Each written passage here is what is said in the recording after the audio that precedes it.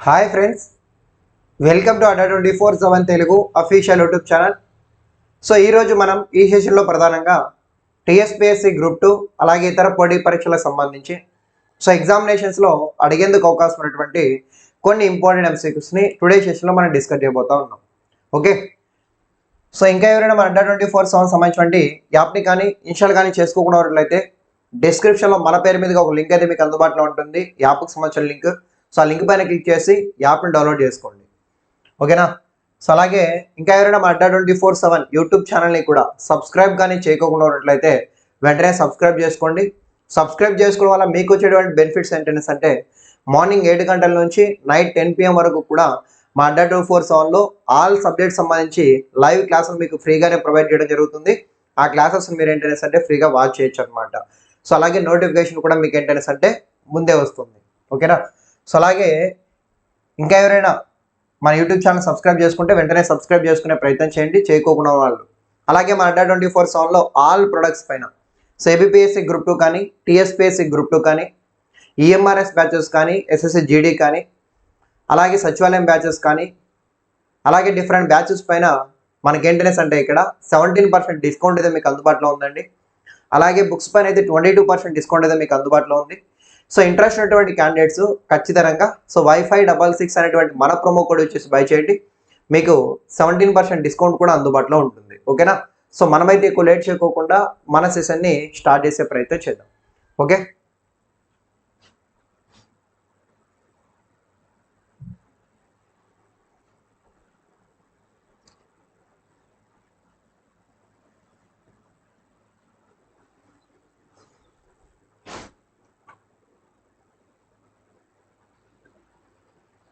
Okay here is the first question. బ్రాహ్మణేతరుల అభివృద్ధి కోసం స్థాపించబడిన సౌత్ ఇండియన్ లిబరల్ ఫెడరేషన్ ఏ పార్టీగా మారింది?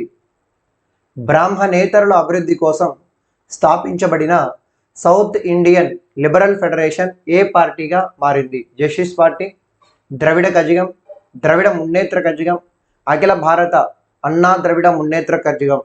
ఆన్సర్ చేయండి. Very important question.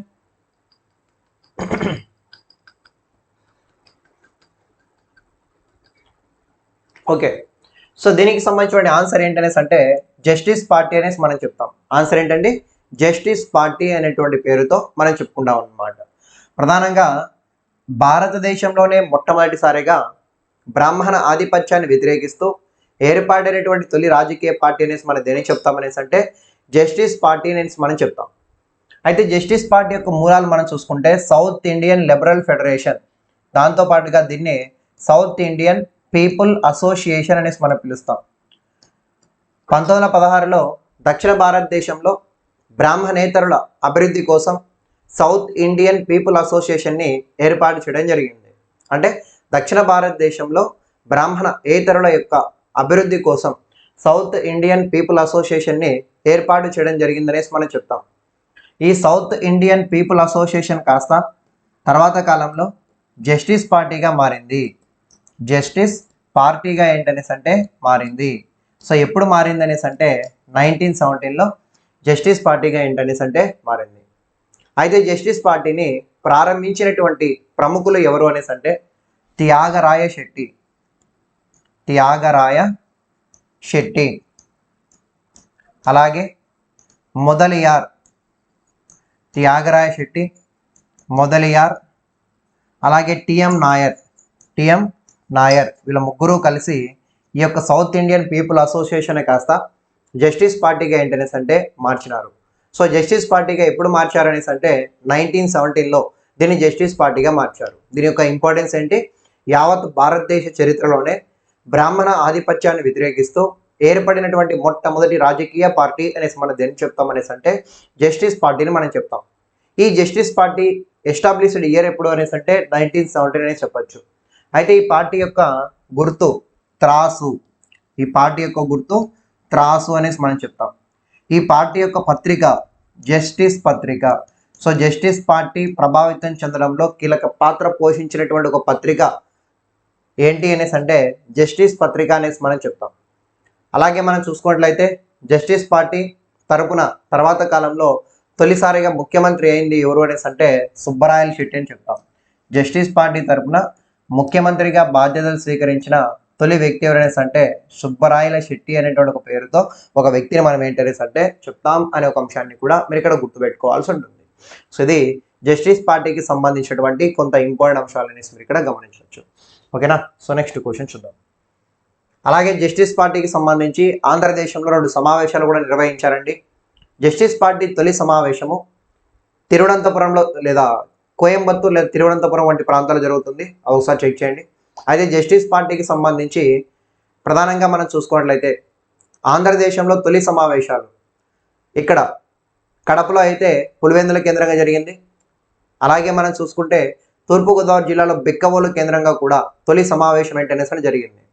అయితే జస్టిస్ పార్టీ యొక్క తొలి సమావేశం కోయంబత్తూర్ అనే ఒక ప్రాంతంలో జరిగింది అనే ఒక అంశాన్ని కూడా మీరు ఇక్కడ గుర్తుపెట్టుకోవాల్సి ఉంటుంది. ఒకసారి చెక్ చేయండి దాన్ని. సో నెక్స్ట్ క్వశ్చన్ చూద్దాం. క్రైస్తవ మతం ప్రభావం లేని ఆంగ్ల విద్యను అందించడానికి దయానంద ఆంగ్లో వేదిక విద్యా సంస్థల స్థాపనలో ప్రముఖ పాత్ర పోషించినటువంటి వ్యక్తులు ఎవరు? ఆన్సర్ చేయండి. క్రైస్తవ మత ప్రభావం లేని ఆంగ్ల విద్యను అందించడం కోసం దయానంద ఆంగ్లో వేదిక విద్యా సంస్థల స్థాపనలో ప్రముఖ పాత్ర పోషించినటువంటి వ్యక్తులుగా మనం ఎవరు చెప్పుకుంటాం? ట్రై చేయండి ఆన్సర్ని.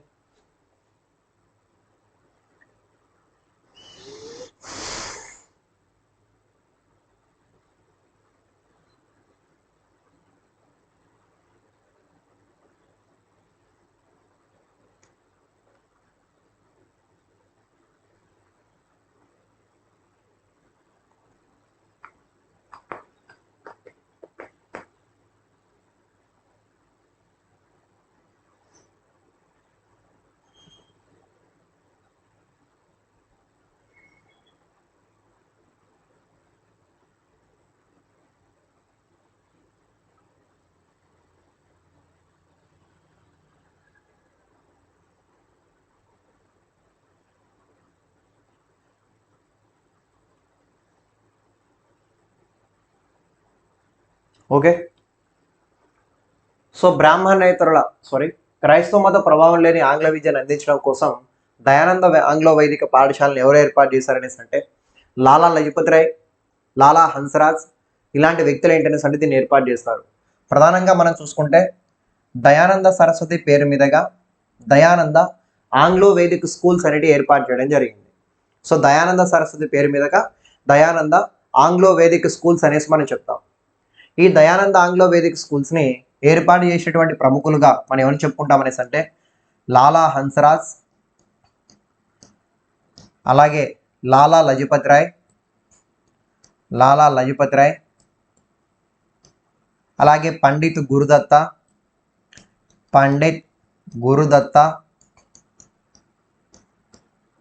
అలాగే స్వామి శ్రద్ధానంద వీళ్ళు నలుగురు కూడా ఈ దయానంద ఆంగ్లో వైదిక పాఠశాలలు అనేటివి ఏర్పాటు చేయడంలో కీలక పాత్ర పోషించినారు అనేసి మనం చెప్తాం. అంటే మన భారతదేశంలో బ్రిటిష్ వాళ్ళు పరిపాలించే కాలంలో క్రైస్తవ మతం ద్వారా ఎక్కువ మొత్తంలో విద్యని ప్రోత్సహించడం జరుగుతూ ఉంది. అంటే క్రైస్తవుల యొక్క ప్రభావం మన భారతదేశంలో విద్య పైన ఎక్కువగా ఉందన్నమాట. సో ఈ విధంగా క్రైస్తవుల ప్రభావం లేని ఆంగ్ల విద్యని భారతదేశంలో అందించాలనే ఒక సంకల్పంతో దయానంద ఆంగ్లో వైదిక పాఠశాలను ఏర్పాటు చేయడంలో కీలక పాత్ర పోషించిన వ్యక్తులు ఎవరైనా అంటే వీళ్ళని చెప్తాం. అయితే తర్వాత కాలంలో ఈ దయానంద ఆంగ్లో వైదిక పాఠశాలలు 2 భాగాలుగా విడిపోవడం జరుగుతుంది. ఎలా విడిపోతాయనేసి అంటే ఆధునిక పాఠశాలలు, అలాగే మనం చూసుకున్నట్లయితే గురుకుల పాఠశాలలు. సో దయానంద ఆంగ్లో వైదిక పాఠశాలలు తర్వాత కాలంలో 2 భాగాలుగా విభజించబడ్డాయి. ఎలా విభజించబడ్డాయి అనేసి అంటే ఆధునిక పాఠశాలలు అలాగే గురుకుల పాఠశాలలు అని చెప్పేసి 2 భాగాలుగా విభజించడం జరిగింది అనే ఒక అంశాన్ని మీరు ఇక్కడ గుర్తుపెట్టుకోవాలి. విభజించబడ్డాయి అనే ఒక అంశాన్ని కూడా మీరు ఇక్కడ గమనించాలి. ఆధునిక పాఠశాల యొక్క హెడ్ క్వార్టర్ ఎక్కడ అనేసి అంటే లాహోర్ అనేసి మనం చెప్తాం. గురుకుల పాఠశాల ఎక్కడ హెడ్ క్వార్టర్ అనేసి అంటే ఈ విధంగా మనం చూసుకుంటే ఆధునిక పాఠశాల లాహోర్, గురుకుల పాఠశాలకు హరిద్వార్ అనేసి మనం చెప్తాం. హరిద్వార్ అనేసి మనం ఇక్కడ చెప్తాం. ఆధునిక పాఠశాలకు లాహోర్ హెడ్ క్వార్టర్గా లాలా హన్స్రాజ్, లాలా లజపతి రాయ్ నాయకత్వం వహిస్తే గురుకుల పాఠశాలకు హరిద్వార్లో పండిత్ గురుదత్త, స్వామి శ్రద్ధానంద అనేటువంటి వ్యక్తులు నాయకత్వం వహించినారు అనే ఒక అంశాన్ని కూడా మీరు ఇక్కడ గుర్తుపెట్టుకోవాల్సి ఉంటుంది. సో ఇది దానికి సంబంధించి ప్రధానంగా దయానంద సరస్వతి అంటా ఉన్నాం. దయానంద సరస్వతి అనేటువంటి వ్యక్తి గుజరాత్లోని కతేవార్లోని టంకారా అనే ఒక ప్రాంతంలో జన్మించాడు. సో 1824 ఫిబ్రవరి మాసంలో జన్మించాడు. 2024 సంవత్సరం నాటికి ఇతను జన్మించి 200 సంవత్సరాలు కాబోతా ఉంది. దాంతో మన భారత ప్రధానమంత్రి నరేంద్ర మోడీ గారు ఈయనకి సంబంధించిన 200th ఇయర్ బర్త్ యానివర్సరీ సెలబ్రేషన్ని 1 year ముందుగానే ప్రారంభించారు. సో ఆ అంశాన్ని మీరు ఇక్కడ గమనించాల్సి ఉంటుంది. అయితే దయానంద సరస్వతి గుజరాత్లోని టంకారా అనే ఒక ప్రాంతంలో జన్మించినప్పటికీ కూడా ఇతని యొక్క ఉద్యమాలు మొత్తం కూడా పంజాబ్ మరియు లాహోర్ వంటి ప్రాంతాల్లోనే ఎక్కువగా వ్యాప్తి చెందినాయనేసి మనం చెప్తాం. ఇతని యొక్క నినాదాలు మనం చూస్తే గో బ్యాక్ టు వేదాస్ అనేసి అంటాడు. వేదాలకు తిరిగి మళ్ళండి. ఒక్కసారి వేదాలు చదివినట్లయితే ఇతర మతాల పట్ల ఆకర్షితులు అస్సలే అవరు, ఇతర మతాలకు వెళ్ళాలనేటువంటి ఆలోచన కూడా ఉండదు అని చెప్పేసి చెప్పినటువంటి ఒక వ్యక్తిగా కూడా మనం ఏంటనేసి అంటే ఇతను చెప్తాం. మాకు స్వతంత్రం కావాలి, సంస్కరణలు కాదు అని చెప్పింది కూడా ఎవరనేసి అంటే ఇతనే. అలాగే మనం చూసుకున్నట్లయితే ఆర్య సమాజం, శుద్ధి సంఘ ఉద్యమాలు, గోరక్షక సంఘాలు వీటన్నిటిని కూడా ప్రారంభించింది దయానంద సరస్వతి అనేసి గుర్తుపెట్టుకోవాలి. సత్యార్థ ప్రకాశిక, వేద భాష్య, వేద రహస్య, వేద భూమిక ఇలాంటి పత్రికలన్నీ కూడా, ఇలాంటి రచనలు లేదా పత్రికలన్నీ కూడా ఎవరివి అనేసి అంటే ఇతనికి సంబంధించింది. సో దయానంద సరస్వతి యొక్క అసలు పేరు ఏంటనేసి అంటే మూలచంద్ మూలశంకర్ అనేటువంటి పేరుతో మనం చెప్పుకుంటాం.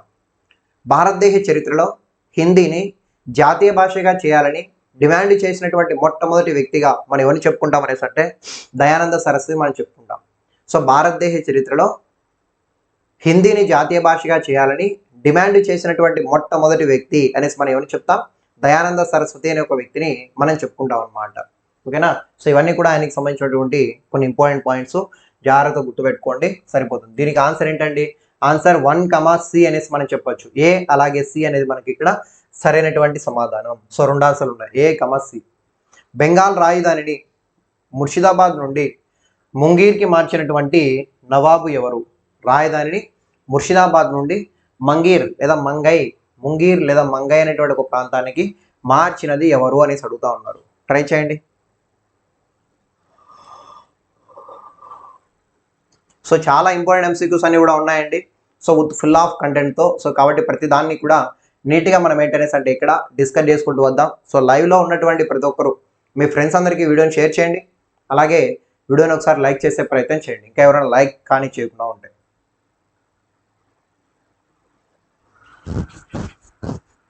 రాజధానిని ముర్షిదాబాద్ నుండి మంగై లేదా ముంగీర్ అనే ఒక ప్రాంతానికి మార్చినది ఎవరు? ఆన్సర్ అలీవర్దీన్ ఖాన్, సిరాజుద్దౌలా, మీర్ కాసిం, అలాగే మీర్ జాఫర్.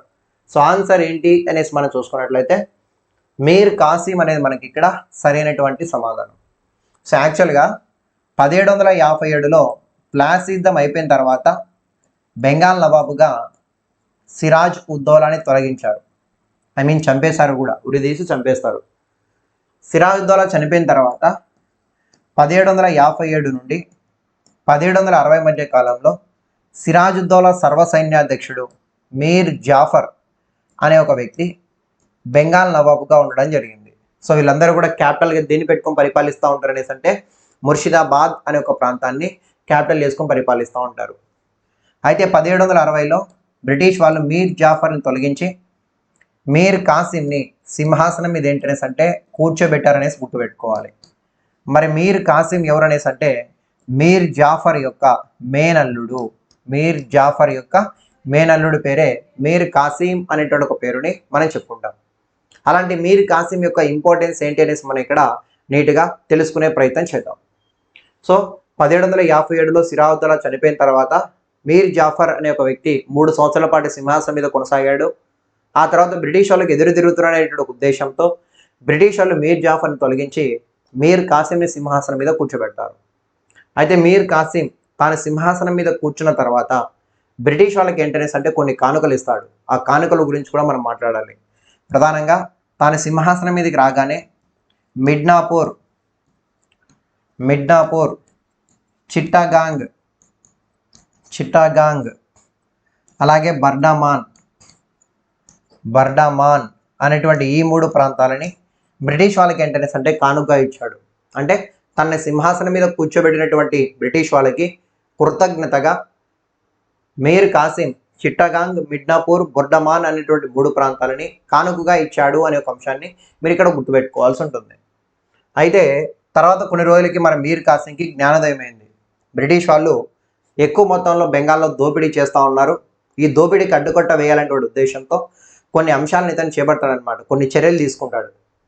దాంట్లో భాగంగా ఫస్ట్ చర్య ఏంటనేసి అంటే క్యాపిటల్ చేంజ్. సో యాక్చువల్గా వీళ్ళ రాజధాని ఏంటండి, ముర్షిదాబాద్ అనేసి ఇందాక ముందే చెప్పాను. సో ఇతను ఏం చేస్తాడంటే ఆ రాజధానిని ఆ ముర్షిదాబాద్ నుండి ఎక్కడికి మారుస్తారనేసి అంటే ముంగీర్ లేదా మంగీర్ అనే ఒక ప్రాంతానికి రాజధాని ఏంటనేసి అంటే మార్చాడు. సో రాజధానిని ముర్షిదాబాద్ నుండి మంగీర్ లేదా ముంగీర్ అనే ఒక ప్రాంతానికి షిఫ్ట్ చేసినటువంటి ఒక వ్యక్తిగా మనం ఎవరిని చెప్పుకుంటాం అనేసి అంటే మన మీర్ కాసిం అనే ఒక వ్యక్తి మార్చాడు. ఎందుకనేసి అంటే ఈ ముర్షిదాబాద్ అనే ఒక ప్రాంతం బెంగాల్ నడి ఒడ్డున ఉందన్నమాట, అంటే బెంగాల్ మధ్యలో ఉంది. సో బ్రిటిష్ వాళ్ళ యొక్క అలజడి ఇక్కడ ఎక్కువగా ఉందన్నమాట. అసలు పరిపాలన సక్రమంగా చేసుకునేవట్ల, సాధారణ పరిపాలన విషయంలో కూడా బ్రిటిష్ వాళ్ళ యొక్క జోక్యం బాగా ఎక్కువైపోయింది. సో కాబట్టి ఇతను ఏంటనేసి అంటే రాజధాని వేరే ప్రాంతానికి మార్చి కొన్ని పటిష్టమైనటువంటి చర్యలు తీసుకొని బ్రిటిష్ వ్యతిరేక కార్యక్రమాలు నిర్వహించాలనే ఒక మంచి ఉద్దేశంతో ఇతను ఏంటనేసి అంటే రాజధానిని మార్చినాడనేసి మనం చెప్తాం. ఎక్కడికి, ముంగీర్ అనే ఒక ప్రాంతానికి మార్చాడు. అలాగే ఇతనికి సంబంధించినటువంటి మరొక ఇంపార్టెంట్ పాయింట్ ఏంటనేసి అంటే బెంగాల్లో ఉన్నటువంటి బ్రిటిష్ సోల్జర్స్ని ఏంటనేసి అంటే తమ పదవుల నుండి తొలగించాడు.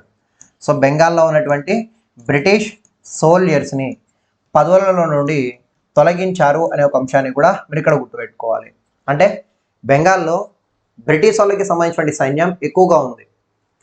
ఏంటనేసి అంటే ఆ సైన్యానికి అన్ని సదుపాయాలు కూడా కల్పించేది బెంగాల్ నవాబుగా ఉన్నటువంటి వాళ్ళే కల్పించాలి.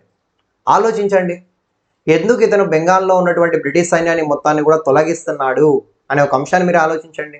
ఏం లేదండి, ఇప్పుడు బెంగాల్లో బ్రిటిష్ సైన్యం అంటా ఉన్నా, బ్రిటిష్ సైన్యానికి అయ్యేటువంటి ఖర్చును మొత్తాన్ని కూడా బెంగాల్ నవాబే భరిస్తాడు అంటా ఉన్నా.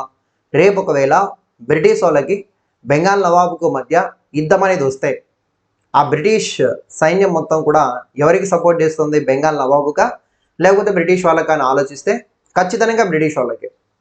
ఇతను ఈ విధంగా వాళ్ళందరికీ కూడా షెల్టర్ని ప్రొవైడ్ చేసి ఫుడ్ పెట్టి ఇదంతా చూసుకుంటున్నప్పటికీ కూడా వాళ్ళు బ్రిటిష్ వాళ్ళు కాబట్టి ఖచ్చితంగా బ్రిటిష్ వాళ్ళకి బెంగాల్ నవాబుకి మధ్య యుద్ధం వస్తే బ్రిటిష్ వాళ్ళకే సపోర్ట్ చేస్తారు.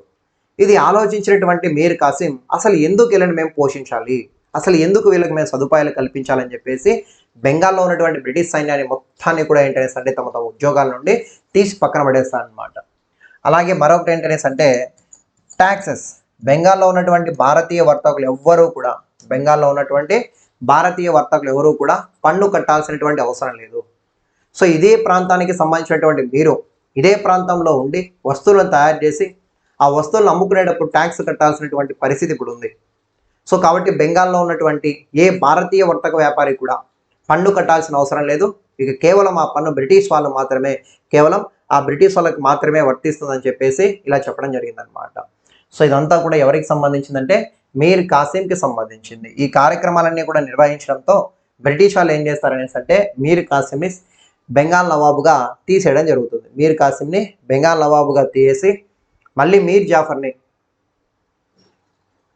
జాఫర్ని సింహాసనం మీద ఏంటనేసి అంటే కూర్చోబెట్టారనే అంశాన్ని కూడా మీరు ఇక్కడ గుర్తుపెట్టుకోవాల్సి ఉంటుంది. సో ఇది దానికి సంబంధించినటువంటి సమాచారం. So option C correct answer. So next question, consider the following statement about Sirajuddaula. చూడండి కంటిన్యూషన్ టాపిక్, సిరాజుద్దౌలాకి సంబంధించి సరైనటువంటి అంశాన్ని గుర్తించండి.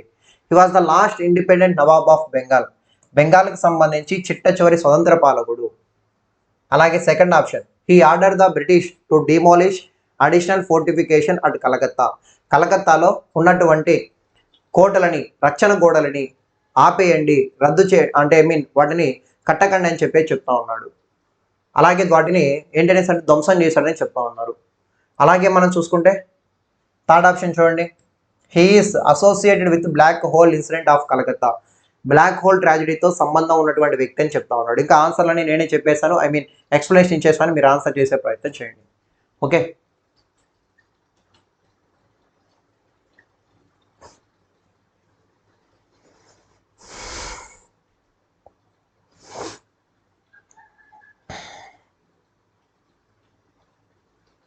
ట్రై చేయండి.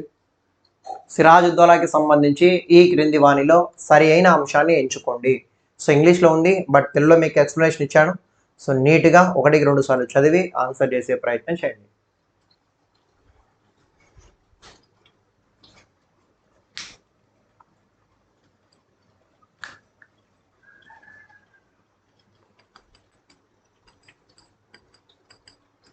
ఓకేనా? సో అన్నీ కూడా వెరీ ఇంపార్టెంట్ పాయింట్స్ అండి, జాగ్రత్త చూడండి మరి.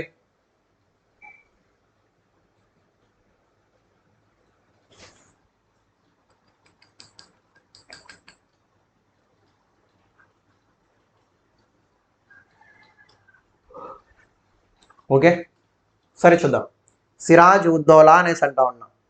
1756 సంవత్సరంలో అలీవర్దీన్ ఖాన్ మరణించిన తర్వాత, 1756 సంవత్సరంలో అలీవర్దీన్ ఖాన్ మరణించిన తర్వాత వాళ్ళ మనవడు సిరాజ్ ఉద్దౌలా ఏంటనేసి అంటే సింహాసనం మీదకి వచ్చాడు. వినండి, చాలా ఇంట్రెస్టింగ్గా ఉంటుంది. 1756లో అలీవర్దీన్ ఖాన్ అనేటువంటి వ్యక్తి బెంగాల్ నవాబుగా ఉంటాడు. ఆ అలీవర్దీన్ ఖాన్ మరణించిన తర్వాత సిరాజ్ ఉద్దౌలా అనే ఒక వ్యక్తి, సిరాజ్ ఉద్దౌలా అనే ఒక వ్యక్తి అధికారంలోకి ఏంటనేసి అంటే రావడం జరిగిందనేసి మనం ఇక్కడ చెప్పుకుంటాం. అయితే సిరాజ్ ఉద్దౌలా తన అధికారంలోకి రాగానే బెంగాల్లో ఉన్నటువంటి బ్రిటిష్ వాళ్ళకి అండ్ ఫ్రెంచ్ వాళ్ళకి కూడా కొన్ని ఆదేశాలు జారీ చేశాడు. ఏమనేసి అంటే, గతంలో మీరు ఏం చేశారో బెంగాల్లో నాకు అవసరం లేదు, కానీ ఇప్పటి నుంచి మాత్రం బెంగాల్లో ఉన్నటువంటి బ్రిటిష్ వాళ్ళు, బెంగాల్లో ఉన్నటువంటి ఫ్రెంచ్ వాళ్ళు మీరు మీ ప్రాంతాలలో రక్షణ గోడలు కట్టుకుంటున్నారంట, మందుగుండి సామాగ్రిని తయారు చేస్తున్నారంట, ఈ విషయం మాకు తెలిసింది. వెంటనే మీరు ఆ రక్షణ గోడలని, మందుగుండి సామాగ్రిని తయారు చేయడం వెంటనే ఆపేసేయండి అని చెప్పేసి ఆదేశాలు జారీ చేశాడు. ఇద్దరికి, ఫ్రెంచ్ వాళ్ళకి బ్రిటిష్ వాళ్ళకి ఇద్దరికి జారీ చేశాడు. అయితే దీనికి ఫ్రెంచ్ వాళ్ళు పాజిటివ్గా రియాక్ట్ అవుతారు. సరే సిరాజుద్దౌలా గారు, మీరు రాజు కాబట్టి మీరు చెప్పిన విధంగానే మేము మందుగుండి సామాగ్రిని తయారు చేయడం ఆపేస్తాం, రక్షణ గోడలను తయారు చేయడం ఆపేస్తాం, కానీ ఫ్యూచర్లో మాకు ఏదైనా కష్టం వస్తే బ్రిటిష్ వాళ్ళ నుండి, స్థానిక రాజుల నుండి ఏదైనా మాకు థ్రెట్గా ఏర్పడితే ఆ థ్రెట్ నుండి మీరు కాపాడుతారా మమ్మల్ని అని చెప్పేసి వాళ్ళు అడుగుతారంట. సరే నేను చూస్తానులే అని చెప్పేసి సిరాజుద్దౌలా ఏంటనేసి అంటే నోట మాటగా చెప్పేశాడు. మొత్తానికి బెంగాల్లో ఉన్నటువంటి ఫ్రెంచ్ వాళ్ళు మందుగుండి సామాగ్రిని అండ్ రక్షణ గోడల్ని కూడా కట్టుకోవడాన్ని నిలిపివేశారు సిరాజుద్దౌలా యొక్క ఆదేశాల మేరకు. సో కాబట్టి సిరాజుద్దౌలా ఫ్రెంచ్ వాళ్ళకి మధ్య గొడవలు ఏం లేవు. సో ఇక్కడ ఒక స్టోరీ అయిపోయింది. కానీ బ్రిటిష్ వాళ్ళు మాత్రం సిరాజుద్దౌలా చెప్పినటువంటి ఏ మాటలు కూడా పట్టించుకోలేదు. సిరాజుద్దౌలా చెప్పినటువంటి ఏ మాటలు కూడా పట్టించుకోలేదు. అయితే సిరాజుద్దౌలా అనుకుంటే బ్రిటిష్ వాళ్ళకి సంబంధించి బెంగాల్లో ఒక ప్రధాన వర్తక స్థావరం ఏంటనేసి అంటే కాషిం బజార్ అనేసి మనం చెప్తాం. కాషిం బజార్. వెంటనే సిరాజుద్దౌలా తన మాటలు పట్టించుకోలేదు, లెక్క చేయలేదు, బేఖాతరు చేశారని చెప్పేసి బ్రిటిష్ వాళ్ళకు సంబంధించినటువంటి ఒక ప్రముఖ వర్తక స్థావరం లేదా ఒక ప్రముఖ ట్రేడింగ్ కేంద్రంగా ఉన్నటువంటి ఒక కాసిం బజార్ అనే ఒక ప్రాంతం పైన అటాక్ చేస్తాడు. అటాక్ చేసి అక్కడ ఉన్నటువంటి బ్రిటిష్ వాళ్ళ పైన పెద్ద మొత్తంలో దాడులు జరుపుతాడు అనమాట. అక్కడి నుంచి కొంతమంది పారిపోతారు. ఈ కాసిం బజార్ నుండి కొంతమంది పారిపోతారు. ఎక్కడికి పారిపోతారు అనేసి అంటే ఫాల్టా దీవులకి పారిపోతారు. ఫాల్టా దీవులకి ఏంటనేసి అంటే పారిపోతారు. సో సిరాజుద్దౌలా కాసిం బజార్ పైన అటాక్ చేయగా కాసిం బజార్లో ఉన్నటువంటి బ్రిటిష్ సైన్యం అక్కడి నుంచి ఏంటనేసి అంటే పారిపోయింది. ఎక్కడికి పారిపోయింది అనేసి అంటే ఫాల్టా ఐలాండ్స్కి పారిపోయింది అనమాట. ఎవరైతే పారిపోలేక అక్కడే ఉన్నారో వాళ్ళందరినీ కూడా మన సిరాజుద్దౌలా పట్టుకొని బంధించి కలకత్తాలో ఒక చీకటి గదిలో ఏంటనేసి అంటే బంధించాడు అనమాట. సో దాన్నే మనం ఏమంటాం అనేసి అంటే చీకటి గది ఉదంతం అనేసి మనం చెప్తాం. అలాగే బ్రిటిష్ వాళ్ళకి సంబంధించినటువంటి కొన్ని కోటలను కూడా డిమాలిష్ చేయడం జరిగింది. సో ఇది దానికి సంబంధించినటువంటి సమాచారం అనేసి మనం చెప్తాం. అయితే చీకటి గది ఉదంతం గురించి ప్రపంచానికి తెలియజేసేటువంటి ఒక వ్యక్తిగా మనం ఎవరిని చెప్పుకుంటాం అనేసి అంటే హాల్వెల్ అనే ఒక వ్యక్తి ఉంటాడండి. ఆ హాల్వెల్ అనే ఒక వ్యక్తి చీకటి గది ఉదంతం గురించి ప్రపంచానికి తెలియజేసిన వ్యక్తి, రాబర్ట్ క్లైవ్ వివరించిన వ్యక్తి అని చెప్తాం. యాక్చువల్లీ ఏం జరిగిందంటే మన సిరాజుద్దౌలా కాసిం బజార్లో ఉన్నటువంటి బ్రిటిష్ సైన్యాన్ని 146 లేదా 150 మెంబర్స్ని పట్టుకొని కలకత్తాలో పోర్ట్ విలియమ్స్ కోట ఉంటుంది కదా, దాన్ని ఆక్రమించి ఆ కోటలో ఒక చీకటి గదిలో ఎలాంటి గాలి వెలుతుర కానీ ఏంటనేసి అంటే అసలు ఎలా ఉంటుందంటే చిమ్మ చీకటిలో ఉన్నటువంటి ఒక గదిలో ఒక 146 లేదా 150 మందిని ఏంటనేసి అంటే పట్టి బంధించాడంట. అయితే వాళ్ళందరినీ కూడా తర్వాత కాలం రాబర్ట్ క్లైవ్ అనేటువంటి వ్యక్తి డోర్స్ ఓపెన్ చేసి బయటికి తీయగా ఆ 146లో కేవలం 21 లేదా 23 మంది మాత్రమే బతికారంట. మిగతా వాళ్ళందరూ కూడా చనిపోయారు. అలా బతికినటువంటి వాళ్ళల్లో ఒక వ్యక్తి హాల్వెల్ చీకటి గది ఉదంతం గురించి మొత్తం రాబర్ట్ క్లైవ్కి వివరించాడు. అప్పుడే రాబర్ట్ క్లైవ్ ఫిక్స్ అవుతాడు, ఎలాగైనా సరే సిరాజుద్దౌలాని 1 సంవత్సరం తిరిగేలోపు చంపేయాలా అని చెప్పేసి ఫిక్స్ అవుతాడు. దాంట్లో భాగంగానే సిరాజుద్దౌలాని వెన్నుపోటు పొడుస్తాడు. వెన్నుపోటు అని చెప్పలేం కానీ మోసం చేస్తాడు మన రాబర్ట్ క్లైవ్. సిరాజుద్దౌలాకి సంబంధించినటువంటి చాలామంది నమ్మకస్తులందరినీ కూడా కొనేసి వాళ్ళందరి సహకారంతో సిరాజుద్దౌలాని ప్లాసీద్దాలో ఓడించి తర్వాత కాలంలో ఉరి తీయించి చంపేస్తాడు అనమాట. సో ఇక్కడ గమనించండి, he was the last independent nawab of Bengal. అవునండి, ఇతను మరణించిన తర్వాత బెంగాల్ను పరిపాలించిన వాళ్ళందరూ కూడా బ్రిటిష్ వాళ్ళ యొక్క కనుసనల్లో నడిచిన వాళ్ళే అనమాట. మీర్ జాఫర్ అయితేనేమి, మీర్ కాసిం అయితేనేమి, అలాగే మనం చూసుకున్నట్లయితే తర్వాత కాలంలో వచ్చినటువంటి వజీర్ ఉద్దౌలా అయితేనేమి, వీళ్ళందరూ కూడా బ్రిటిష్ వాళ్ళ యొక్క కనుసనల్లోనే నడిచిన వాళ్ళు. సో కాబట్టి he was the last independent nawab of Bengal అనేసి మనం ఇక్కడ చెప్తాం. అలాగే he ordered British demolish additional fortifications for Calcutta. ఇతను బ్రిటిష్ వాళ్ళకి కలకత్తాలో ఏర్పాటు చేసిన అదనపు కోటలని, రక్షణ గోడలని ఆపివేయమని చెప్పాడు. ఇది కూడా కరెక్టే కదా, ఇక్కడ చెప్పానుగా. He is associated with black hole incident in Calcutta. కలకత్తాలో జరిగినటువంటి చీకటి గది ఉదంతంతో సంబంధం ఉన్నటువంటి వ్యక్తిగా ఇతను చెప్పుకుంటాం. ఎప్పుడు జరిగిందండి ఆ చీకటి గది ఉదంతం? 1756 జూన్ 20వ తారీఖున జూన్ 20వ తారీఖున ఆ సంఘటన ఏంటనేసి అంటే జరిగిందనేసి మనం చెప్తాం. సో ఆన్సర్ ఏంటండి 1, 2, 3 అనేది మనకి ఇక్కడ సరైనటువంటి సమాధానం అనేసి మనం చెప్తాం. Which of the following is correct chronological order of the following events? క్రింది వానిలో సరైనటువంటి వరుస క్రమాన్ని గుర్తించండి. 4 అంశాలు ఇచ్చానండి. ఆ 4 అంశాలను బేస్ చేసుకొని అవి జరిగినటువంటి కాలానుక్రమంలో వరుస క్రమంలో అమర్చండి.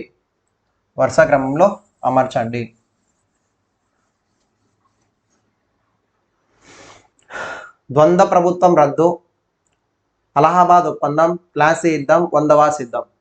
ట్రై చేయండి.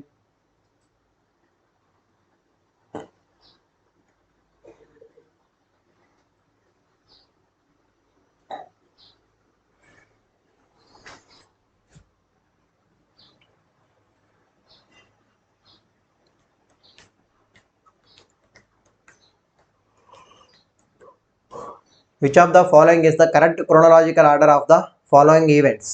ద్వంద్వ ప్రభుత్వం రద్దు బెంగాల్లో, treaty of Allahabad, treaty of Plassey, treaty of Vandavasi. So 4 కూడా very very very important points అండి. జాగ్రత్తగా చూసి ఆన్సర్ చేసే ప్రయత్నం చేయండి. చూద్దామా? చేయండి, మీరు కూడా ఆన్సర్ చేయండి.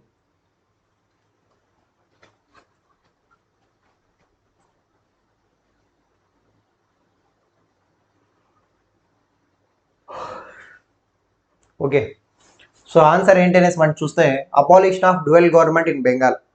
అసలు బెంగాల్లో ద్వంద్వ ప్రభుత్వాన్ని ఎప్పుడు ప్రవేశపెట్టారనేసి అంటే 1765 సంవత్సరంలో రాబర్ట్ క్లైవ్ ప్రవేశపెట్టగా 1772 సంవత్సరంలో వారన్ హేస్టింగ్ అనే ఒక వ్యక్తి రద్దు చేశాడు. రాబర్ట్ క్లైవ్ ద్వంద్వ ప్రభుత్వాన్ని బెంగాల్లో ప్రవేశపెట్టగా తర్వాత కాలం దీన్ని రద్దు చేసింది వారన్ హేస్టింగ్. సో ఇక్కడ సంవత్సరం ఏంటి? Abolition of dual government in Bengal అనేసి అంటే 1772 సంవత్సరం అనేసి మీరు ఇక్కడ గమనించాలి. ఆ తర్వాత ట్రీటీ ఆఫ్ అలహాబాద్ ఒప్పందం అనేది ఎప్పుడు జరిగింది అనేసి అంటే 1765 సంవత్సరంలో జరిగింది. ప్లాసీ యుద్ధం అనేది ఎప్పుడు జరిగింది అనేసి అంటే 1757లో జరిగింది. వందవాసి యుద్ధం అనేది ఎప్పుడు జరిగింది అనేసి అంటే 1760లో జరిగింది. సో దీని ప్రకారం మనం లెక్కాచారం వేస్తే ఆన్సర్ ఏమవుతుంది? ఫస్ట్ ఆప్షన్ వచ్చేసి 3 అవుతుంది, సెకండ్ ఆప్షన్ వచ్చేసి 4 అవుతుంది, థర్డ్ ఆప్షన్ వచ్చేసి 2 అవుతుంది, ఫోర్త్ ఆప్షన్ వచ్చేసి 1 అవుతుంది. 3, 4, 2, 1 అనేది మనకి ఇక్కడ సరైనటువంటి సమాధానం అనేసి మనం చెప్తాం. సో ఆన్సర్ ఏంటండి? 3, 4, 2, 1 అనేది మనకి ఇక్కడ సరైనటువంటి సమాధానము. Option C is the correct answer. ఓకేనా? సో నెక్స్ట్ క్వశ్చన్ చూద్దాం. Who among the following English officer was related to first Anglo Carnatic war? మొదటి ఆంగ్లో కర్ణాటక యుద్ధంతో సంబంధం ఉన్నటువంటి ఒక వ్యక్తిని గుర్తించండి. ఒక బ్రిటిష్ అధికారిని గుర్తించండి. ట్రై చేయండి.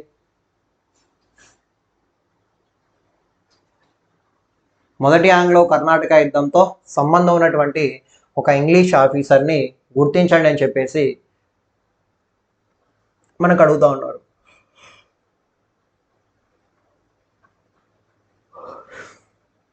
కొరనెల్ స్మిత్, వారెన్ హేస్టింగ్, బార్నెట్, అలాగే జాన్ సైమన్. జాన్ సీనా కాదు, జాన్ సైమన్.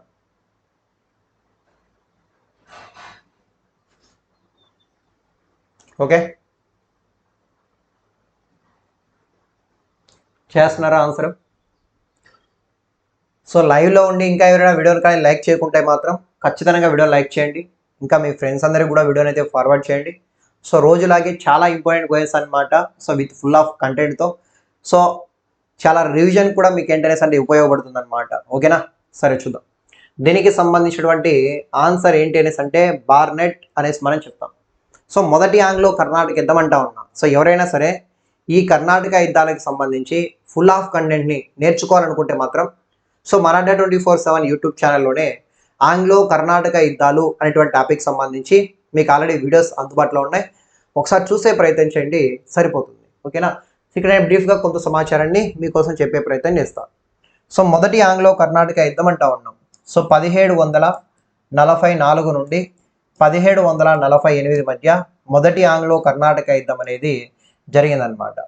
సో కొన్ని పుస్తకాల్లో అయితే 1746 నుండి అనేసి కూడా ఉంటుంది. సో ఏది ఎగ్జామినేషన్ అడిగితే అది ఆన్సర్ చేసే ప్రయత్నం చేయండి, రెండు అయితే ఉండవు. అయితే మొదటి ఆంగ్లో కర్ణాటక యుద్ధానికి గల కారణం ఏంటనేసి అంటే ఆస్ట్రియా ఇన్హెరిటెన్స్ వార్ అనేసి మనం చెప్తాం. ఆస్ట్రియా ఇన్హెరిటెన్స్ వార్, ఆస్ట్రియా వారసత్వ యుద్ధాలు, ఆస్ట్రియా వారసత్వ యుద్ధాలు అనే ఒక పేరుతో మనం చెప్తాం. అయితే ఈ విధంగా ఐరోపా ఖండంలో ఆస్ట్రియా దేశంలో జరుగుతున్నటువంటి ఈ వారసత్వ యుద్ధాలే మొదటి ఆంగ్లో కర్ణాటక యుద్ధానికి సంబంధించినటువంటి ముఖ్య కారణాలు అనేసి మనం చెప్తాం. యాక్చువల్గా ఆసియా దేశంలో చార్లెస్ అనే ఒక వ్యక్తి రాజుగా ఉంటాడు. జస్ట్ బేసిక్ పాయింట్స్ ఇవన్నీ మనకు అవసరం లేదు కూడా. అయితే చార్లెస్ అనే ఒక వ్యక్తి మరణించిన తర్వాత అతని కుమారులు చార్లెస్ 1, చార్లెస్ 2 అనేటువంటి వాళ్ళు సింహాసనం కోసం అంటే రాజ్యాధికారం కోసం వారసత్వ యుద్ధాలు కొనసాగుతూ ఉన్నాయి. వాటిని మనం ఏమంటాం అనేసి అంటే ఆస్ట్రియా వారసత్వ యుద్ధాలు అనేటువంటి ఒక పేరుతో మనం చెప్పొచ్చు. అయితే చార్లెస్ 1 అనే ఒక వ్యక్తికి ఫ్రెంచ్ వాళ్ళు సపోర్ట్ చేయగా లేదా బ్రిటిష్ వాళ్ళు సపోర్ట్ చేయగా ఈ చార్లెస్ 2 అనేటువంటి వ్యక్తికి ఫ్రెంచ్ వాళ్ళు ఏంటనేసి అంటే సపోర్ట్ చేస్తున్నారు అనే ఒక అంశాన్ని మీరు ఇక్కడ గుర్తుపెట్టుకోండి. ఈ చార్లెస్ 1 అనే ఒక వ్యక్తికి బ్రిటిష్ వాళ్ళు, చార్లెస్ 2 అనేటువంటి వ్యక్తికి ఫ్రెంచ్ వాళ్ళు ఏంటనేసి అంటే యుద్ధాల్లో సపోర్ట్ చేస్తూ ఉన్నారు. ఈ యుద్ధాలు చార్లెస్ 1 చార్లెస్ 2 కాకోకుండా తర్వాత కాలంలో బ్రిటిష్ వాళ్ళకి ఫ్రెంచ్ వాళ్ళకి మధ్య జరుగుతూ ఉన్నాయనేసి మీరు గమనించాలి. అయితే ఇప్పుడు బ్రిటిష్ వాళ్ళు ఏమని చెప్తారంట, ప్రపంచవ్యాప్తంగా ఎక్కడైతే ఫ్రెంచ్ వాళ్ళకి సంబంధించినటువంటి ట్రేడింగ్ సెంటర్స్ ఉంటాయో వాటన్నిటిని కూడా ధ్వంసం చేయండి అని చెప్పి బ్రిటిష్ వాళ్ళు చెప్తారు. అలాగే ఫ్రెంచ్ వాళ్ళు కూడా ఏం చెప్తారు, అవును మీరు దాడి చేస్తూ ఉంటే మేము కూడా దాడి చేస్తామని చెప్పి ప్రపంచవ్యాప్తంగా బ్రిటిష్ వాళ్ళకి సంబంధించి ట్రేడింగ్ సెంటర్లు ఎక్కడెక్కడైతే ఉన్నాయో వాటన్నిటిని కూడా ధ్వంసం చేయండి అని ఫ్రెంచ్ వాళ్ళు కూడా చెప్తూ ఉన్నారు. ఆలోచించండి, యుద్ధాలు 1744లో ఐరోపా ఖండంలో స్టార్ట్ అయితే మన భారతదేశానికి 1746లో వచ్చినాయి. కాబట్టి యుద్ధాలు 1746 to 48 అనేసి మన పుస్తకాలు రాస్తున్నారు. యాక్చువల్గా స్టార్ట్ అయింది మాత్రం 1744లోనే స్టార్ట్ అయింది. అయితే ఆలోచించండి, 1746 సంవత్సరంలో లేదా 1746 సంవత్సరం నాటికి భారతదేశంలో బ్రిటిష్ వాళ్ళకైతేనేమి ఫ్రెంచ్ వాళ్ళకైతేనేమి ఇద్దరికి కూడా మంచి మంచి ట్రేడింగ్ సెంటర్స్ ఏంటనేసి అంటే ఉన్నాయి. సో కాబట్టి ఒకరి ప్రాంతాల మీద ఒకరు దాడులు చేసుకుంటూ ఉన్నారు మన భారతదేశంలో.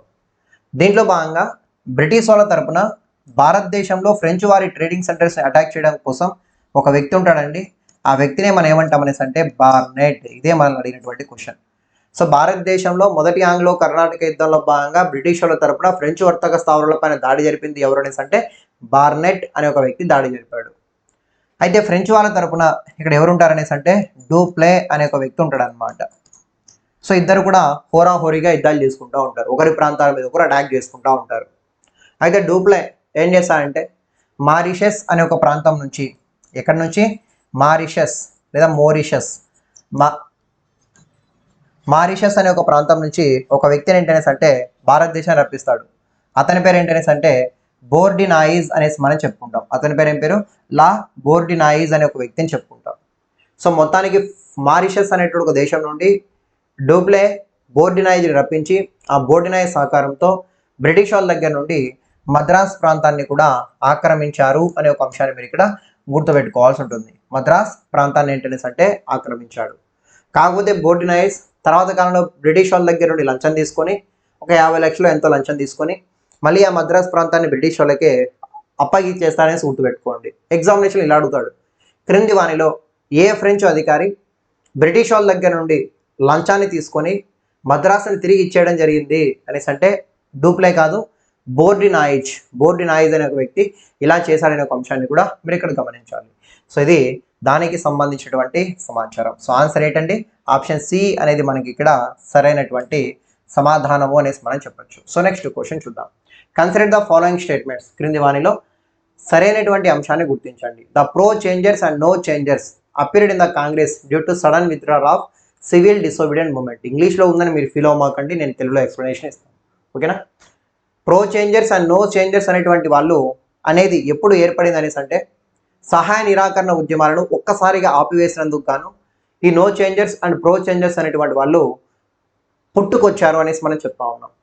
While Motilal Nehru is a pro changer, C Rajagopalachari is a no changer. దీంట్లో భాగంగా మోతీలాల్ నెహ్రూ అనేటువంటి వ్యక్తి ప్రో చేంజర్, మార్పు కోరిన పక్షంలో ఉన్నటువంటి వ్యక్తి. రాజగోపాలాచారి అనే వ్యక్తి నో చేంజర్, మార్పు కోరని పక్షంలో ఉన్నటువంటి వ్యక్తి. ట్రై చేయండి. Which of the following statement are correct? క్రింది వానిలో సరి అయినటువంటి అంశాన్ని గుర్తించండి. దీంట్లో సరిగా ఉన్నటువంటి అంశాన్ని గుర్తించండి అనేసి మనకి ఇక్కడ అడుగుతూ ఉన్నారు. ట్రై చేయండి. ఓకే, చూడండి మరి ఏంటి కరెక్ట్ ఆన్సర్ అనేసి.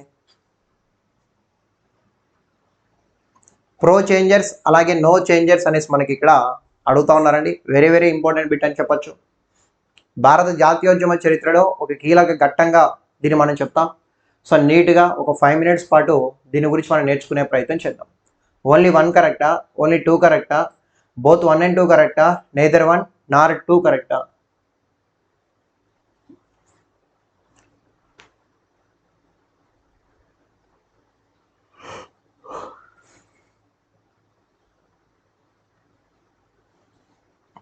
సరే, సో ఆన్సర్ ఏంటంటే దీనికి బోత్ 1 and 2 అనేది మనకి ఇక్కడ సరైనటువంటి సమాధానం. బోత్ 1 and 2 అనేది మనకి ఇక్కడ సరైనటువంటి సమాధానం అని చెప్తాం. యాక్చువల్గా 1922 ఫిబ్రవరి 5వ తారీఖున చౌరీ చౌరా అనేటువంటి ఒక సంఘటన జరిగింది. ఈ సంఘటన జరిగిన తర్వాత 1922 ఫిబ్రవరి 11వ తారీఖున బార్డోలి తీర్మానాన్ని గాంధీజీ ఏంటనేసి ప్రవేశపెట్టాడు. బార్డోలి తీర్మానాన్ని గాంధీజీ ప్రవేశపెట్టి సహాయ నిరాకరణ ఉద్యమాలు ఆపేస్తున్నట్లుగా తీర్మానం చేశాడు. దాంట్లో భాగంగా ఫిబ్రవరి 12వ తారీఖున ఈ సహాయ నిరాకరణ ఉద్యమాలు మన భారతదేశంలో ఏంటనేసి అంటే ఆగిపోయాయనేసి మనం చెప్తాం. ఎప్పుడైతే ఈ సహాయ నిరాకరణ ఉద్యమాలు మన భారతదేశంలో ఆగిపోయాయో వెంటనే ఏంటనేసి అంటే మొత్తం గాంధీని ఏంటనేసి అంటే విమర్శించడం స్టార్ట్ చేస్తాడు. సో అదే సంవత్సరం చివరిలో అంటే 1922లో డిసెంబర్లో ఐఎన్సి సమావేశం జరుగుతుంది. ఎక్కడ జరుగుతుంది అనేసి అంటే గయా అనే ఒక ప్రాంతంలో జరుగుతుంది. ఎవరు దీనికి అధ్యక్షుడు అనేసి అంటే చిత్తరంజన్ దాస్ అనే ఒక వ్యక్తి దీనికి అధ్యక్షుడు. వినండి, సహాయ నిరాకరణ ఉద్యమాలు ప్రారంభిస్తానంటే ఫస్ట్ వ్యతిరేకించింది ఎవరనేసి అంటే మన సిఆర్ దాస్, మోతీలాల్ నెహ్రూ, అనీ బీసెంట్ లాంటి ప్రముఖులందరూ కూడా గాంధీజీ ప్రారంభిస్తున్నటువంటి సహాయ నిరాకరణ ఉద్యమాలు గట్టిగా వ్యతిరేకించారనమాట. ఇన్ని సంవత్సరాలుగా మేము చేయలేంది, మేము ఇప్పుడు వచ్చి సహాయ నిరాకరణ ఉద్యమాలని పేరు చెప్పి భారతదేశ స్వాతంత్రం తీసుకొని వస్తామని చెప్పి ప్రతి ఒక్కరు వ్యతిరేకించారు. కానీ గాంధీజీ వాళ్ళందరినీ కూడా కన్విన్స్ చేసి మొత్తాన్ని సహాయ నిరాకరణ ఉద్యమాలను జరిగేలా చేస్తాడు. కానీ చౌరీ చౌరా అనేటువంటి ఒక సంఘటన జరగడం వల్ల ఆ ఉద్యమాన్ని ఆపేస్తాడు. అప్పుడు జరిగినటువంటి ఒక సమావేశమే 1922 గయా ఐఎన్సి సమావేశం. అయితే గాంధీజీ ఏమని చెప్పింటాడంటే గతంలో ఈ విధంగా చట్టసభల్లోకి ప్రవేశించకూడదు, శాసనసభల్లోకి ప్రవేశించకుండా బయట ఉండి బ్రిటిష్ వాళ్ళకి వ్యతిరేకంగా ఉద్యమాలు చేద్దామని చెప్పాడు. కానీ ఈరోజు చిత్తరంజన్ దాస్ అనేటువంటి వ్యక్తి లేదు, చట్టసభలను బహిష్కరించడం వల్ల లాభం కన్నా నష్టమే ఉంటుంది. బ్రిటిష్ వాళ్ళు ఎన్నో ప్రజా వ్యతిరేక చట్టాలని, ప్రజా వ్యతిరేక విధానాలని తీసుకొని వస్తూ ఉన్నారు. వాటన్నిటిని కూడా మనం ఎదుర్కోవాలంటే వాటన్నిటిని కూడా చట్ట రూపంలోకి దాల్చకుండా చేయాలంటే మనం ఖచ్చితంగా చట్టసభలో ఉంటేనే వాటిని వ్యతిరేకించవచ్చు. సో కాబట్టి చట్టసభలోకి వెళ్లాల్సిందే అని చెప్పి ఆయన పట్టుబడతాడు. దీంట్లో భాగంగా అతను అధ్యక్షుడిగా ఉన్నప్పుడు ఒక తీర్మానాన్ని ప్రవేశపెడతాడు.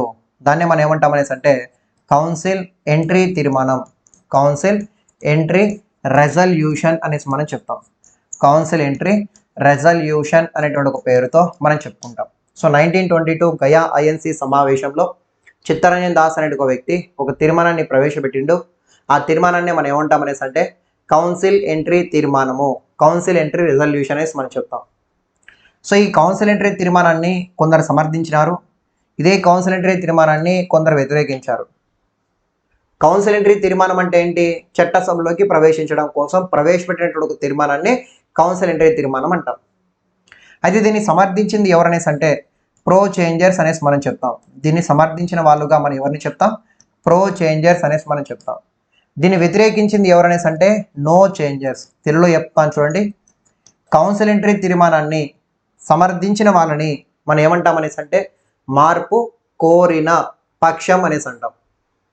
కౌన్సిల్ ఎంట్రీ తీర్మానాన్ని సమర్థించిన వారిని మార్పు కోరిన పక్షం అంటే, కౌన్సిల్ ఎంట్రీ తీర్మానాన్ని వ్యతిరేకించిన వారిని నో చేంజర్స్ అనేసి అంటాం, అంటే మార్పు కోరని పక్షం అనేసి అంటాం.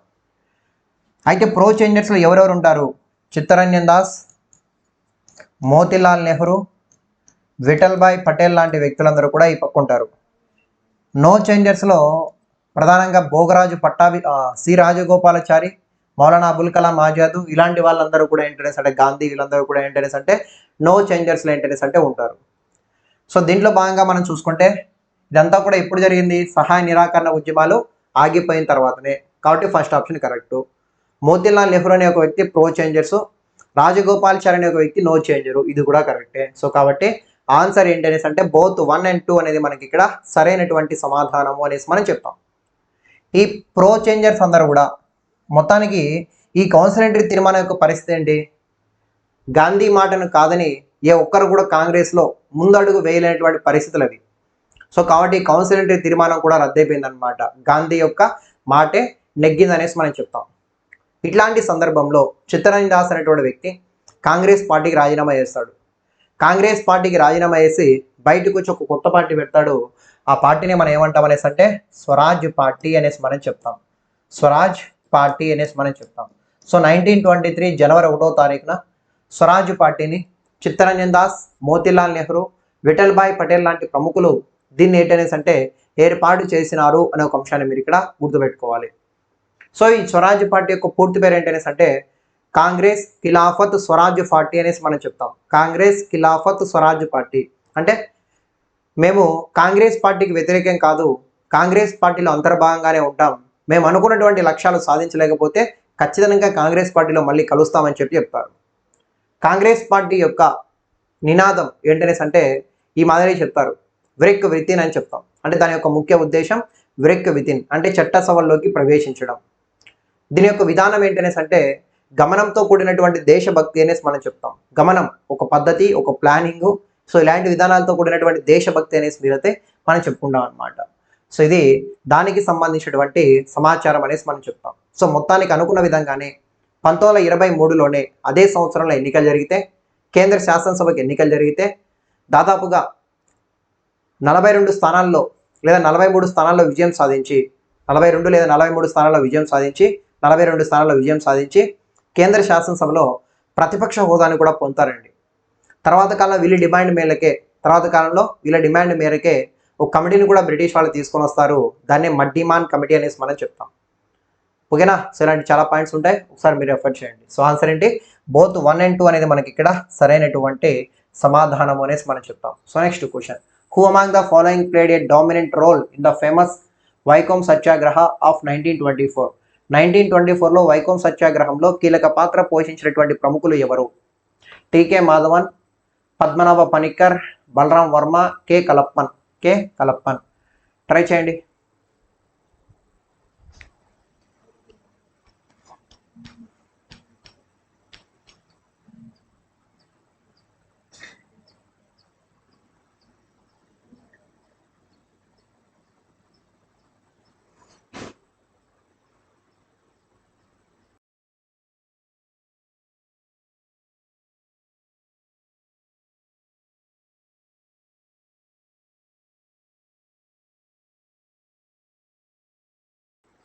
ఓకే.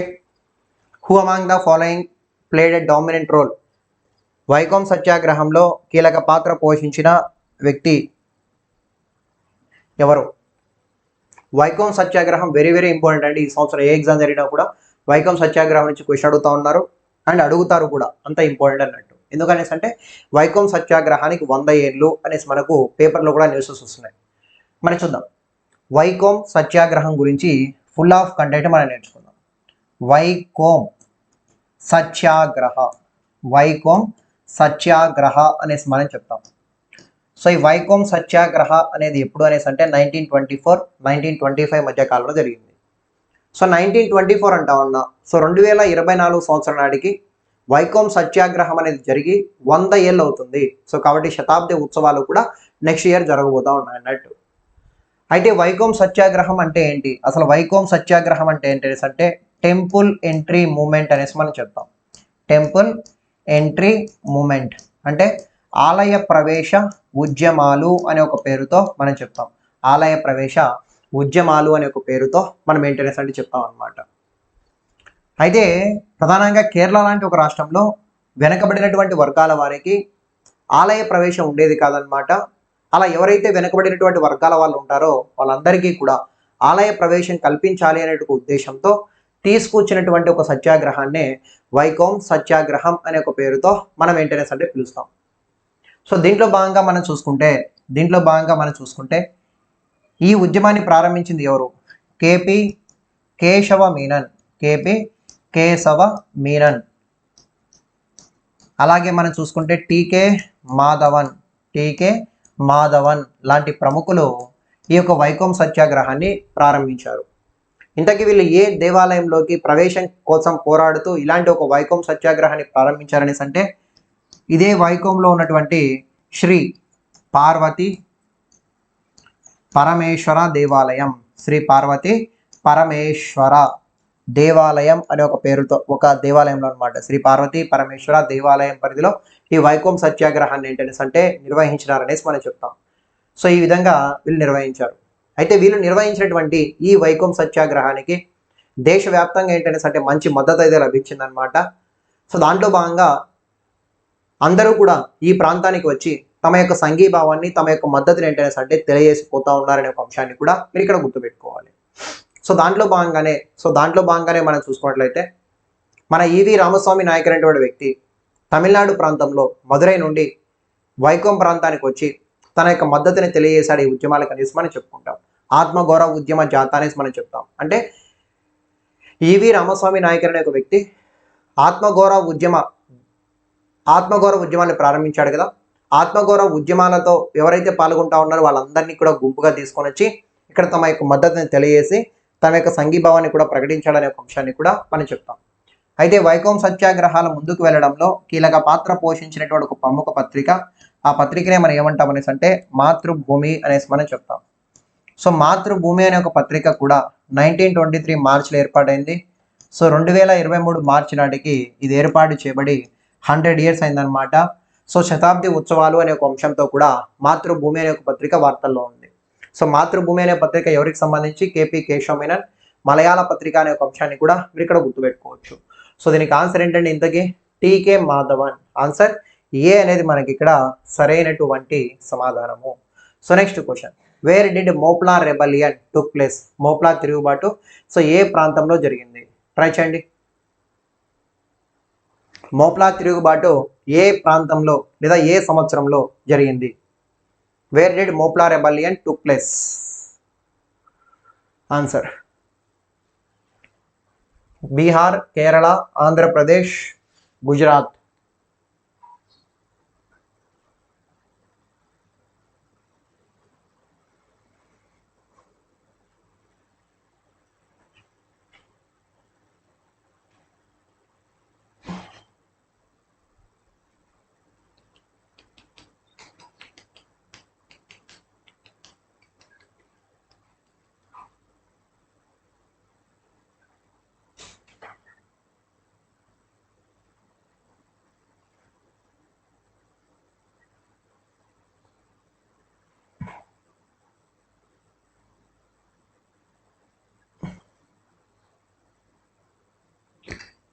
ఓకే.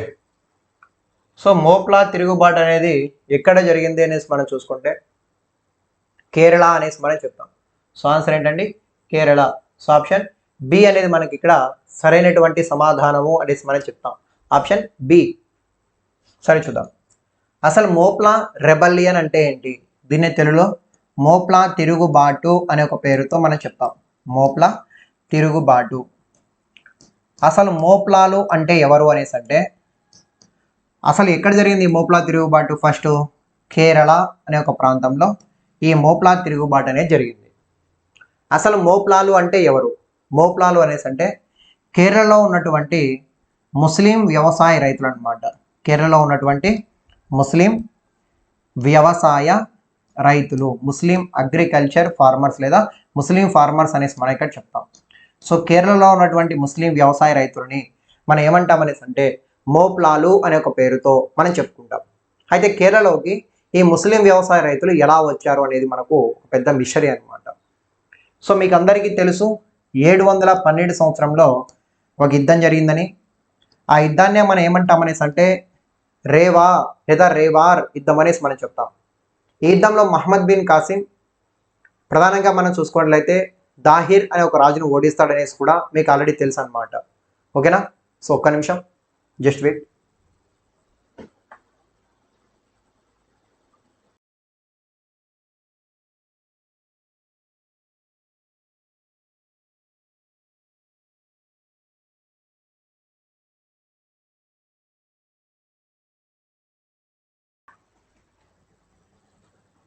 ఓకే అండి, సారీ, చిన్న ఇష్యూ. సో ఈ విధంగా 712 సంవత్సరంలో ఈ విధంగా మహమ్మద్ బిన్ కాసిం అనేటువంటి ఒక అరబ్బుడు మన భారతదేశం మీదకి ఏంటనేసి అంటే దండయాత్రకు వచ్చి దాహిర్ని ఏంటనేసి అంటే ఓడించాడనేసి మనం చెప్తాం. సో ఇతను మన భారతదేశానికి వచ్చేటప్పుడు అతను ఒక్కడే రాలేదండి, అతనితో పాటు కొంతమంది అరబ్బులు కూడా మన భారతదేశానికి వచ్చారు. అయితే ఇప్పుడు ఆ అరబ్బులందరూ కూడా యుద్ధం అయిపోయిన వెంటనే వాళ్ళ దేశానికి వాళ్ళు వెళ్ళిపోలేదు. వాళ్ళు ఏంటనేసి అంటే మన భారతదేశంలో అక్కడక్కడ ఏంటనేసి అంటే స్థిరపడ్డారు. కొందరు దక్షిణ భారతదేశానికి వచ్చేసారు. అలా అరబ్బులు దక్షిణ భారతదేశానికి వచ్చి ఏంటనేసి అంటే వ్యాపారం నిర్వహించుకుంటా ఉన్నారు. ఇలా వ్యాపారం నిర్వహించుకునే రోజుల్లో కొంతమంది బాగా నష్టపోయి, అంటే లాభాలు వచ్చిన లాభాలు వచ్చారు, కొందరు నష్టపోయారు. సో అలా ఎవరైతే నష్టపోయారో వాళ్ళందరూ కూడా కొంత వ్యవసాయాన్ని చేసే ప్రయత్నాన్ని ప్రారంభించారు. సో అలా కేరళలో ముస్లిం వ్యవసాయ రైతులు ఒకప్పుడు అరబ్ దేశం నుండి మన భారతదేశానికి ఈ యుద్ధంలో భాగంగా వచ్చిన వాళ్ళు అనేసి మనం ఇక్కడ చెప్తాం. అయితే వీళ్ళు స్థానికంగా ఉన్నటువంటి 2 సమస్యల బారిన పడతా ఉన్నారు. వీళ్ళకి 2 సమస్యలు ఉన్నాయి. ఒకటి ఏంటనేసి అంటే బ్రిటిష్ వాళ్ళ నుండి ఒక సమస్య, ఈ ముస్లిం వ్యవసాయ రైతులకి బ్రిటిష్ వాళ్ళ నుండి ఒక సమస్య, అలాగే స్థానిక జమీందారులుగా ఉన్న జిమ్మీల నుండి ఒక సమస్య. స్థానిక జమీందారులుగా ఉన్న జిమ్మీల నుండి ఒక సమస్య. మోప్లాలు అనేటువంటి ముస్లిం వ్యవసాయ రైతులకి 2 సమస్యలు ఏంటనేసి అంటే ఉన్నాయి. సో ఒకటి ఏంటనేసి అంటే బ్రిటిష్ వాళ్ళ నుండి ఒక సమస్య, అలాగే జిమ్మీల నుండి అంటే ముస్లిం ఎక్కడ కేరళలో ఉన్నటువంటి జమీందారులు జిమ్మీల నుండి కూడా ఒక సమస్య అనమాట. స్థానిక జమీందారుల నుండి సమస్య. బ్రిటిష్ వాళ్ళ నుండి సమస్య ఏంటనేసి అంటే ఈ ముస్లిం వ్యవసాయ రైతులందరినీ కూడా ఆ బ్రిటిష్ వాళ్ళు ఏంటనేసి అంటే క్రైస్తవ మతంలోకి మార్చే ప్రయత్నం చేస్తూ ఉన్నారనమాట. మారండి అని చెప్పి వాళ్ళని ప్రెజర్ చేస్తూ ఉన్నారు. ఇంకా ముస్లిం వాళ్ళు ఎవరైనా కనబడితే చంపేసేటువంటి పరిస్థితి అనమాట. అలా ఉంది పరిస్థితి. అలాగే స్థానిక జమీందారులు ఏం చేస్తూ ఉన్నారు, ఈ యొక్క ముస్లిం వ్యవసాయ రైతుల మీద పెద్ద మొత్తంలో శిస్తు వసూలు చేస్తూ ఉన్నారు, ట్యాక్స్ని వసూలు చేస్తూ ఉన్నారు. ఈ బాధ నుండి కొన్ని సంవత్సరాలుగా వాళ్ళు ఇబ్బంది పడుతూ ఉన్నారనమాట. మొత్తానికి 1921 ఆ మధ్య కాలంలో ఆ మోప్లాల్ అనేటువంటి ముస్లిం వ్యవసాయ రైతులు తిరగబడతారనమాట. ఈ బ్రిటిష్ వాళ్ళ మీద అలాగే స్థానిక జమీందారుల మీద, ఇద్దరి మీద ఏంటనేసి అంటే తిరగబడతారు. ఎక్కడ కనబడితే అక్కడ బ్రిటిష్ వాళ్ళని, ఆ జిమ్మీలని మొత్తాన్ని కూడా నరుక్కుంటూ పోతారనమాట. సో దాన్ని మనం ఏమంటామనేసి అంటే మోప్లా తిరుగుబాటు అనే ఒక పేరుతో చెప్పుకుంటాం. అయితే మోప్లా తిరుగుబాటుకి నాయకత్వం వహించిన వ్యక్తిగా మనం ఎవరిని చెప్పుకుంటామనేసి అంటే కొన్ అహ్మద్ హాజ్ అనే ఒక వ్యక్తిని మనం చెప్పుకుంటాం. కొన్ అహ్మద్ హాజీ లేదా కొన్ అహ్మద్ హజ్ అనే ఒక వ్యక్తి ఉంటాడు. ఇతను కేరళలో ఉన్నటువంటి ఈ మోప్లా తిరుగుబాటుకి నాయకత్వం వహించాడనేసి మనం చెప్పొచ్చు. ఒకవేళ మీకు మోప్లా తిరుగుబాటు మీద ఎలాంటి క్వశ్చన్ వచ్చినా కూడా కాన్సెప్చువల్గా అడిగినా, డైరెక్ట్గా బిట్గా అడిగినా, ఒకవేళ మోప్లాల మీద మీకు క్వశ్చన్ వస్తే ఖచ్చితంగా ఈ పీపీటీలో ఉన్నటువంటి బిట్టు గ్యారంటీగా మీకు ఎగ్జామినేషన్లో కనబడుతుంది. సో కాబట్టి జాగ్రత్తగా నోట్ చేసుకునే ప్రయత్నం చేయండి, సరిపోతుంది. సో యాక్చువల్గా మోప్లా తిరుగుబాటు ఏ ఉద్యమాల్లో భాగంగా జరిగింది అనేసి అంటే సహాయ నిరాకరణ ఉద్యమాల్లో భాగంగా జరిగింది అనే ఒక అంశాన్ని కూడా మీరు ఇక్కడ గుర్తుపెట్టుకోవాలి. సో లాస్ట్ క్వశ్చన్ చూద్దాం. Consider the following events incidents arrange the above in correct chronological order. So పైన జరిగినటువంటి 4 సంఘటనలని సరైనటువంటి క్రమంలో వరుస క్రమంలో అమర్చండి. ముస్లిం లీగ్ ఏర్పాటు, Jallianwala Bagh massacre, Khilafat movement, civil disobedient movement. Try చేయండి.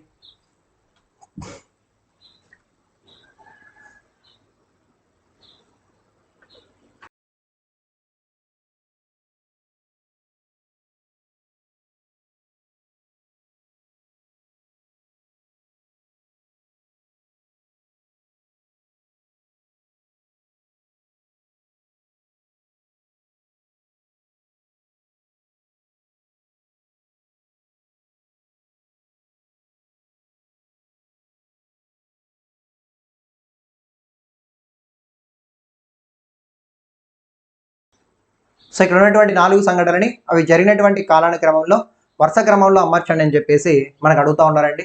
ఒకసారి జాగ్రత్తగా చూసి ఆన్సర్ చేసే ప్రయత్నం చేయండి. ఫౌండేషన్ ఆఫ్ ముస్లిం లీగ్ అనేసి అంటా ఉన్నారు, తెలుసుగా మీకు. సో ముస్లిం లీగ్ పార్టీ అనేది ఎన్నడు ఏర్పాటైంది అనేసి అంటే 1906 సంవత్సరంలో ఢాకా కేంద్రంగా ఈ ముస్లిం లీగ్ పార్టీ ఏర్పాటైంది. సలీముల్లా ఖాన్, ఆగా ఖాన్, మోక్షిత్ ఉల్ హక్ అనేటువంటి 3 వ్యక్తులు కలిసి భారతదేశంలో ముస్లింలకు రాజ్యాధికారాన్ని అందించాలనే ఒక ఉద్దేశంతో వాళ్ళ యొక్క సంక్షేమాన్ని దృష్టిలో పెట్టుకొని సలీముల్లా ఖాన్, ఆగా ఖాన్ అండ్ మోక్షిత్ ఉల్ హక్ అనేటువంటి 3 వ్యక్తులు కలిసి ఈ యొక్క పార్టీని ముస్లిం లీగ్ పార్టీని ఏర్పాటు చేశారు ఢాకా కేంద్రంగా. జలియన్వాలా బాగ్ మసాకర్ అనేసి అంటా ఉన్నాం. సో జలియన్వాలా బాగ్ మసాకర్ ఎన్నడూ జరిగినది అనేసి అంటే సో 1919 ఏప్రిల్ 13వ తారీఖున జలియన్వాలా బాగ్ దురంతం జరిగింది. సో కాబట్టి 1919 ఏప్రిల్ 13 జలియన్వాలా బాగ్ మసాకర్ అనేసి మనం చెప్తాం. సో ఖిలాఫత్ మూమెంట్ అనేసి మనం చెప్తా ఉన్నాం. ఖిలాఫత్ మూమెంట్ అనేది ఆఫ్టర్ జలియన్వాలా బాగ్ దురంతమే జరిగింది. సో కాబట్టి 1919 అక్టోబర్లో ఏంటనేసి అంటే ఖిలాఫత్ డే అనేసి కూడా చెప్పుకుంటాం కాబట్టి ఇది అక్టోబర్ కింద వేయచ్చు. సివిల్ డిసోబీడియంట్ మూమెంట్ అనేసి మనం చెప్తా ఉన్నాం. సివిల్ డిసోబీడియంట్ మూమెంట్ అనేసి మనం ఇక్కడ చెప్తా ఉన్నాం. ఈ సివిల్ డిసోబీడియంట్ మూమెంట్ అనేది 1930 నుండి 1930 నుండి 1934 మధ్య కాలంలో మన భారతదేశంలో ఏంటనేసి అంటే ఈ సివిల్ డిసోబీడియంట్ మూమెంట్ శాసనోల్లంఘన ఉద్యమాలు లేదంటే దండి ఉద్యమాలు లేదంటే ఉప్పు సత్యాగ్రహం అనేది జరిగిందనమాట. సో దీని ప్రకారం మనం అంచనా వేస్తే 1, 2, 3, 4 కరెక్టేగా. సో 1, 2, 3, 4 అనేది మనకి ఇక్కడ సరైనటువంటి సమాధానము అనేసి మనం చెప్తాం. సో ఆన్సర్ ఏ అనేది మనకి ఇక్కడ కరెక్ట్ ఆన్సర్ అనేసి మనం చెప్పచ్చు. సో ఇది దానికి సంబంధించిన ఆన్సర్ అనమాట. సో అలాగే ఒక క్వశ్చన్ మీకు హోంవర్క్ ఇస్తాను. ఆ హోంవర్క్ క్వశ్చన్ మీరు కామెంట్ సెక్షన్లో కామెంట్ చేయండి. Who among the following was the founder of జ్ఞాన ప్రకాశ మండలి? ఈ క్రింది వానిలో జ్ఞాన ప్రకాశ మండలిని ఏర్పాటు చేసింది ఎవరు? దాదాబాయి నౌరోజీ, గోపాలకృష్ణ అగార్కర్ జీజీ అగార్కర్, గోపాలహరి దేశ్ముఖ్, అలాగే గోపాల కృష్ణ గోఖలే. అందరూ కూడా ఇంపార్టెంట్ పర్సన్సే. సో కొంచెం ట్విస్ట్ ఉంటుంది ఇక్కడ, జాగ్రత్త చూసి కామెంట్ సెక్షన్లో కామెంట్ చేయండి. రేపు ఈవినింగ్ క్లాస్లో దీని గురించి నేను మాట్లాడతాను, ఓకేనా? సో ఇవి ఫ్రెండ్స్ ఇవాళ క్లాస్లో మనం డిస్కస్ చేసేటువంటి ఇంపార్టెంట్ క్వశ్చన్స్. సెషన్ నచ్చితే మాత్రం చూసి వెళ్ళిపోకోకుండా ఒక చిన్న లైక్ చేసి మీ ఫ్రెండ్స్ అందరికీ షేర్ చేయండి. అలాగే మన అడ్డా 24/7లో డిఫరెంట్ బ్యాచెస్ మీకు అందుబాటులో ఉన్నాయి. లైక్ ఏపీఎస్సీ గ్రూప్ 2 బ్యాచ్ కానీ, అలాగే టీఎస్పీఎస్సీ గ్రూప్ 2 బ్యాచ్ కానీ డిఫరెంట్ బ్యాచెస్ ఉన్నాయి. ఫర్ ఎగ్జాంపుల్ ఇక్కడ ఏపీఎస్సీ గ్రూప్ 2 బ్యాచ్ గురించి మాట్లాడుకుంటే సో మనకు నెక్స్ట్ వీక్లో ఈ విధంగా గ్రూప్ 2 నోటిఫికేషన్ ఉంటుందనేసి ఇప్పటికే మనకు పేపర్లో డైలీ వస్తూ ఉంది. సో దాన్ని బేస్ చేసుకొని మా అడ్డా 24/7లో ఆల్రెడీ బ్యాచ్ స్టార్ట్ చేసామండి. ప్రిలిమ్స్లో ఉన్నటువంటి 5 సబ్జెక్టులు అండ్ మెయిన్స్లో ఉన్నటువంటి 4 సబ్జెక్టులు, ఓవరాల్గా 9 సబ్జెక్టులు కూడా మీకు కేవలం 1500 రూపాయలు అంతకన్నా తక్కువ మొత్తంలోనే అందించే విధంగా ఈ బ్యాచ్ అనేది మీకు రూపొందించామండి. ఏపీఎస్సీ గ్రూప్ 2 బ్యాచ్ లైవ్ క్లాసులు జరుగుతూ ఉన్నాయి. లైవ్తో పాటు మీరు రికార్డెడ్ వీడియోస్ కూడా వినొచ్చు. సో ఎవరైనా సరే ఇంట్రెస్ట్ ఉన్నటువంటి క్యాండిడేట్స్ ఈ బ్యాచ్లో జాయిన్ అవ్వండి. ఇంట్రెస్ట్ ఉన్నటువంటి క్యాండిడేట్స్ కాదు, ఖచ్చితంగా జాయిన్ అయ్యే ప్రయత్నం చేయండి. ఎందుకనేసి అంటే 1500 రూపీస్తో మీరు ఫుల్గా గ్రూప్ 2 కోర్స్ ఏంటనేసి అంటే మీరు పొందొచ్చు అనమాట. సో విత్ ఫుల్ ఆఫ్ కంటెంట్తో, ఓకేనా? సో ఎవరైనా ఇంట్రెస్టెడ్ క్యాండిడేట్స్ ఉంటే మాత్రం ఖచ్చితంగా వైఫై 66 అనేటువంటి మన ప్రోమో కోడ్ ఇచ్చేయండి. మీకు 17% డిస్కౌంట్ కూడా ఇక్కడ అందుబాటులో ఉంటుంది. అలాగే మన స్పెషల్ ఇండియన్ హిస్టరీ బ్యాచ్ కూడా మీకు అందుబాటులో ఉందండి.